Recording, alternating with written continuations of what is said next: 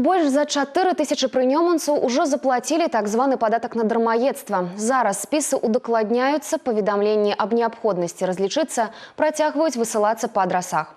Таму дакладную лічбу тых, хто падпадае пад дзеянне дэкрэта нумар 3 у падатковай службе Гродзенскай вобласці, пакуль не агучваюць.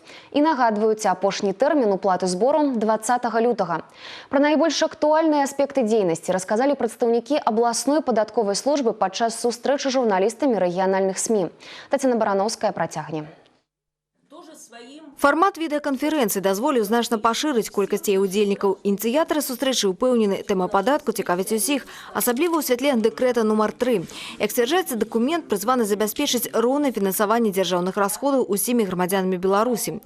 Барацьба з сацыяльным утрыманствам толькі набірае абароты. Падаткавікі пры нём не падлічылі. Ад уплаты збору на дадзены момант атрымана дзесьці больш за 1 мільён беларускіх рублёў. Уже более 4000 человек, они уплатили сбор, поэтому я сегодня хочу обратиться ко всем гражданам, чтобы они не было никаких неприятностей, чтобы своевременно и в полном объеме заплатили этот сбор.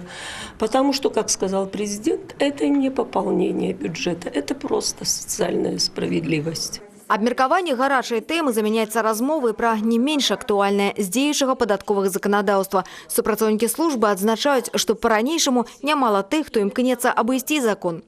Рэзультатыўнасць праверак падаткавікоў дасягае амаль 100%, але колькасць рэйдаў у найбліжэйшым часе будзе паступова зніжацца. На змену праверкам прыходзяць новыя сродкі кантролю, якія дазваляюць у рэжыме онлайн фіксаваць выручку суб'ектаў гаспадарання. Устанаўлівацца такія сродкі пачалі напрыканцы 2015-го на АЗС, потым у аўтамабілях таксі, зараз далучаюцца гандлёвыя аб'екты. Такім чынам, ухіліцца ад уплаты з цягам часу будзе ўсё больш складана. Спецыялісты нагадваюць, 72% бюджэту рэспублікі фарміруюць падатковыя органы.